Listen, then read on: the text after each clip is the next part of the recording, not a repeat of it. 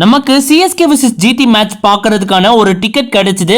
சேப்பாக் போய் பார்த்தபோது பாத்தீங்கன்னா ஒரு சரியான வியூ பாத்தீங்கன்னா நமக்கு கிடைச்சது. அண்ட் வைபும் பாத்தீங்கன்னா ரொம்பவே நல்லா இருந்தது. ரச்சின் ரவீந்திரா என்ன பிளேயருங்க, அவரு சரியான ஒரு பேட் ஃப்ளோ இருக்கு. அண்ட் ரொம்பவே நல்லா ஆடினாரு நேத்திக்கு நடந்த மேட்ச்ல. ரச்சின் ரவீந்திரா பேட்டிங் கிளிப் அவ்வளவா எனக்கு கிடைக்கல. ஒரே ஒரு கிளிப் தான் பாத்தீங்கன்னா என்னால எடுக்க முடிஞ்சது. ரச்சின் ரவீந்திரா அவுட் ஆனதுக்கு அப்புறம் எந்த ஒரு டெம்போவையும் குறைக்காம சிவம் துபே பாத்தீங்கன்னா அவரோட அட்டாக்கிங் பேட்டிங்க பாத்தீங்கன்னா பர்சியூட் பண்ணாரு.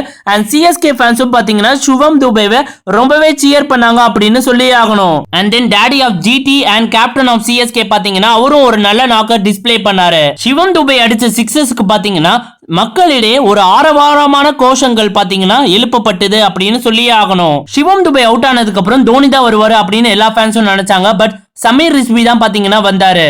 ரஷித் கான ஐபிஎல்ல ஃபேஸ் பண்ற முதல் பால்லயே சிக்ஸர் அடிச்சது சமீர் ரிஸ்வியோட துணிச்சலை பாத்தீங்கன்னா நமக்கு காட்டுது. 3 பால் இருக்கு அப்படின்ற நிலையில பாத்தீங்கன்னா சமீர் ரிஸ்வியும் அவுட் ஆனாரு. கண்டிப்பா மகேந்திர சிங் தோனி அவர்கள் தான் வருவாரு அப்படின்னு நம்ம எல்லாருமே நினைச்சோம். பட் இன்ஸ்டெட் ரவீந்திர ஜடேஜா தான் பாத்தீங்கன்னா கிரீஸ்குள்ள வந்தாரு. அது எல்லா ஃபேன்ஸ்க்குமே பாத்தீங்கன்னா டிசப்பாயிண்டடா இருந்தது.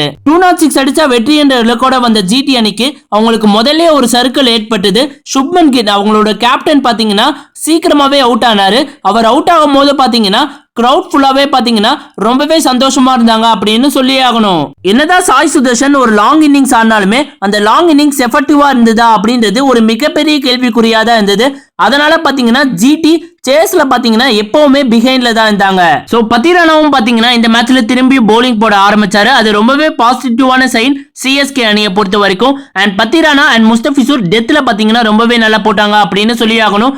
அண்ட் மகேந்திர சிங் தோனி அவர்கள் ஒரு எக்ஸலண்டான கேட்ச பிடிச்சாரு. அப்ப கிரவுட் பாத்தீங்கன்னா கிரேசியா பாத்தீங்கன்னா தோனி சான்ஸ் பண்ணாங்க.